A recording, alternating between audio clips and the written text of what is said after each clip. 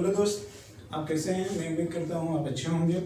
आज फिर आपके सामने एक नया वीडियो लेकर उपस्थित हूँ प्रेजेंटेशन के रूप में। जैसा कि मेरा टॉपिक है व्यवहार से सिद्धांतिक की तरफ। और जैसा कि मैं ये कहा हूँ कि मैं इस तरीके की जितने भी वीडियो लाऊंगा वो सारे प्रतियोगी विद्यार्थियों के लिए लाभदायक होगा, क्योंकि मैं पहले ही कहा हूँ। और साथ ही साथ ध्यान रखना, ये सामान्य व्यक्तियों के लिए भी लाभदायक है, ये सबको सुनना चाहिए। प्रतियोगी विद्यार्थियों के लिए इस तरीके से ये लाभदायक है क्योंकि अगर आप खास तो ऐसे विद्यार्थी जो सिविल सेवा के रूप में जाना चाहते हैं तो उनको एक समझ की जरूरत होती है, एक सोच की जरूरत होती है। क्यों? क्योंकि मेंस और इंटरव्यू आपका एक सोच का ही विषय होता है। तो उन प्रतियोगी विद्यार्थियों के लिए ये लाभदायक है। समान विद्यार्थियों के लिए किस तरीके से समान व्यक्तियों के लिए किस तरीके से ये लाभदायक है? समान व्यक्तियों के लिए इस तरीके से लाभदायक है कि जो समान व्यक्ति अक्सर तनाव की स्थिति में आ जाते हैं।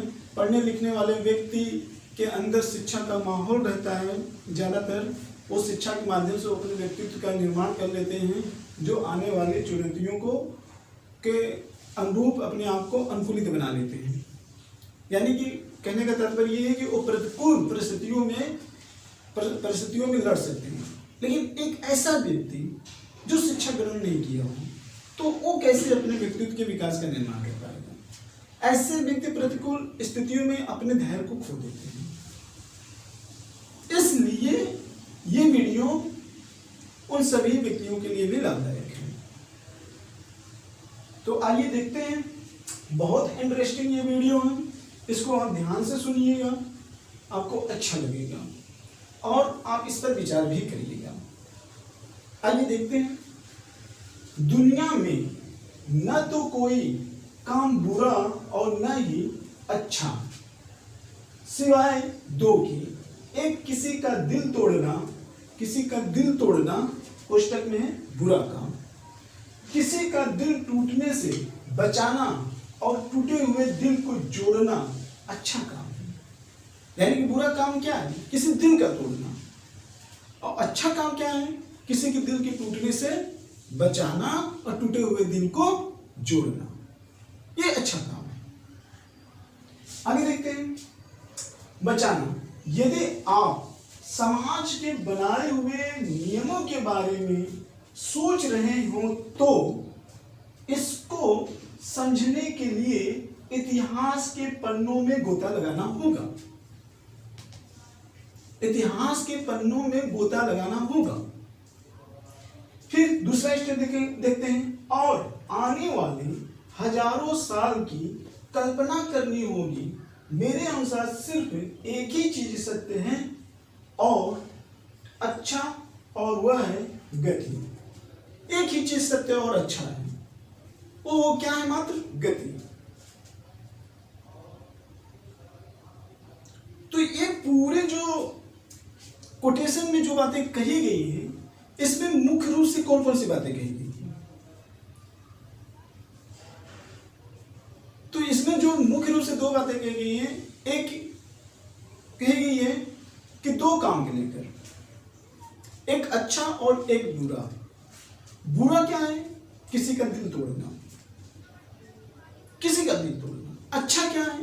किसी के दिल के टूटने से टूटे हुए दिल को जोड़ना, और जिसका दिल टूट गया हो उसको एक तरीके से संतुष्टि करना।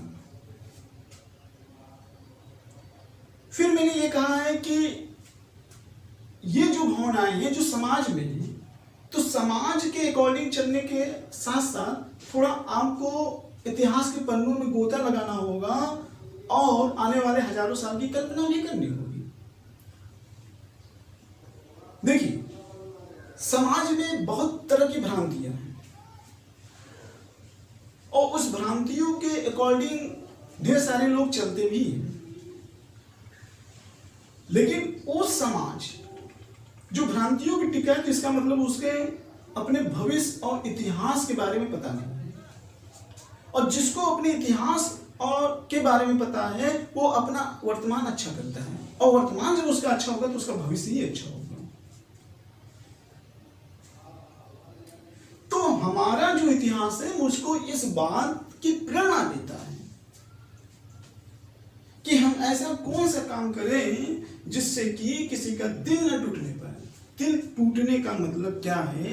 दिल टूटने का मतलब ये किसी का भरोसा मत तोड़ना, किसी के साथ विश्वासघात मत करना, किसी को उम्मीद दिलाकर उसकी उम्मीद पर खड़ा न उतरना, इसको कहते हैं दिल टूटना। और जो व्यक्ति किसी भरोसे को कायम किया हुआ रहता है और जो व्यक्ति किसी टूटे हुए दिल को उसको संतुलित करने का कार्य करता है, बैलेंस करने का कार्य करता है, वह व्यक्ति अच्छा होता है। और ये व्यक्ति खासतौर वो व्यक्ति होते हैं जो अपने इतिहास से प्रेरणा लेते हैं। अगर आपको दृष्टि अच्छी तरीके से समझना हो, तो अच्छे तरीके से आपको दर्शन की प्राप्ति करना हो, तो आपको इतिहास को पन्नों की जानना होगा। इतिहास हमको बैलेंस करना सिखाता है। और मैं ऐसा क्यों कह रहा हूं, इस पर जरा विचार करिएगा। क्योंकि जब जब भारतीय समाज में किसी ने किसी का दिल तोड़ा है, किसी के साथ विश्वासघात किया है, किसी को उम्मीदों को तोड़ा है, तब भारतीय समाज में विचलन की स्थिति आई है। और इस विचलन की स्थिति का फायदा कोई बाहरी वाला ने उठाया है। जैसे इस चीज को समझने के लिए इतिहास के पन्नों में गोता लगाने का मतलब हम अपने भारतीय इतिहास के प्राचीन भाग में, मध्यकालीन भाग में और आधुनिक भारत में नजर दौड़ा के देख लेते हैं। आखिर में वो प्राचीन इतिहास में उस समय ऐसी कैसे सामाजिक व्यवस्था थी, आर्थिक व्यवस्था एवं राजनीतिक व्यवस्था थी, जब किसी विदेशी ने भारत में आक्रमण किया था। जब यहां ईरानियों ने आक्रमण किया और लूटा, यूनानियों ने यहां पे आक्रमण किया, यहां पे हिंदुओं ने आक्रमण किया, शकों ने किया, पहलुओं ने किया, कुषाणों ने किया, तमाम प्रकार के इस तरीके के प्राचीन काल में विदेशी आक्रमण हुए। लेकिन जिस समय विदेशी आक्रमण हुए तो इस समय इसका मतलब कि उस समय में समाज में यूनिटी स्थापित नहीं थी। क्योंकि जब आपके घर में यूनिटी नहीं होती है तभी पड़ोसी वाला उसका लाभ उठाता है। वही हाल देश में। अगर आप अपनी उम्मीद को या भरोसे को कायम रख सकते हैं तो कभी पड़ोसी आपका लाभ नहीं उठा सकता या कोई बाहरी देश आपका लाभ नहीं उठा सकता। यह काल मध्यकालीन इतिहास में भी देखने को मिलता था। आखिर मध्यकालीन भारतीय इतिहास में ऐसा क्या देखने को मिला जब यहां पे अरबों ने आक्रमण किया, मोहम्मद गजनवी ने आक्रमण किया, मोहम्मद गोरी ने आक्रमण किया, यानी कि अरबों ने आक्रमण किया, तुर्कों ने आक्रमण किया, अफगानों ने आक्रमण किया। तो इसका मतलब कहीं ना कहीं भारतीय समाज में विश्वास बनाए रखने में कमी देखी जाती थी। केवल इतना ही नहीं, जब हम आधुनिक भारत में पढ़ते हैं तो वहां भी देखते हैं कि भारत में ऐसे प्रेजेंट टाइम में, यानी कि उस समय का प्रेजेंट, आज की प्रेजेंट की नहीं, आज तो प्रेजेंट की बात हम कर रहे हैं, उस समय प्रेजेंट के जो समाज था, उस प्रेजेंट के समाज में ऐसे कैसे सामाजिक व्यवस्था थी, आर्थिक व्यवस्था और राजनीतिक व्यवस्था थी कि यूरोपियों ने यहाँ पे आक्रमण किया और यूरोपियों ने आक्रमण कर भारत को गुलाम बनाया। तो कहीं ना कहीं आपस में तो संबंध तो अच्छा नहीं होगा, तभी तो किसी बाहरी वाले ने किसी ने फायदा उठाया था। तो यही चीज आपके गांव में लागू होती है, यही चीज आपके परिवार में लागू होती है, यही चीज आप में स्वयं लागू होती है। आप अपने भी के बीच में भी खुद अपने आप को भी मेंटेन करके रखिए। तो जो समाज में विश्वास नहीं बना पाता है, जो भरोसा नहीं बना पाता है, जो उम्मीद नहीं बना पाता, तो इस टाइप के व्यक्ति जो होते हैं मैं उनको बुरा कहता हूं। लेकिन जो व्यक्ति